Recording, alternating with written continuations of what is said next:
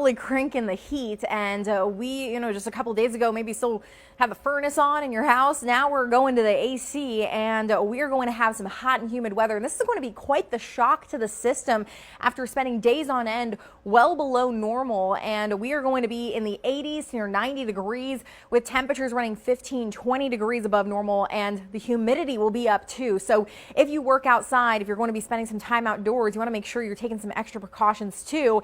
And also, got to be on alert for thunderstorms and the possibility of some strong ones too, which we'll talk about in a moment. But to get there, well, you got to heat things up first. And we do have a mix of sun and clouds for the morning here. Temperatures are starting off already on the mild side in the 50s to around 60 degrees. As we head through the day, the temperatures will warm very quickly because we'll have some of that sunshine. We also will have a lot of wind. Winds picking up out of the southeast already this morning, 15 to 20 miles per hour sustained, going to get even stronger as the day goes on. Could gust as high as 40, 45 miles per hour and then start to back off as we head into this evening. Temperatures, as I mentioned, will increase rather quickly, 60s, 70s, and into the 80s. Warmest day we've had so far this year, and it will be a mostly dry day, allowing for that warmth to grow, and then we will have some thunderstorms as we head into the evening. Now, there's still some question marks about how things exactly shake out today because of warm air in the upper levels of the atmosphere, which creates a cap.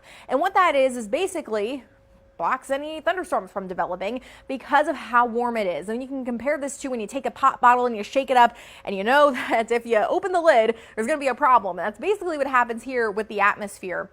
Something has to come along and take the cap off. And so what that can be is if the temperatures warm up enough at the surface or a cold front comes along. Now the question is, when exactly does that happen? If it happens earlier, we could be dealing with stronger thunderstorms. If it happens later, still could be some strong storms, but wouldn't be the same type of threats. If the thunderstorms arrive earlier in the afternoon, then we could be dealing with a higher risk of tornadoes. If it happens later, that tornado risk would be lower. And it appears that the consensus is going toward there being more so these thunderstorms after 7 or 8 o'clock.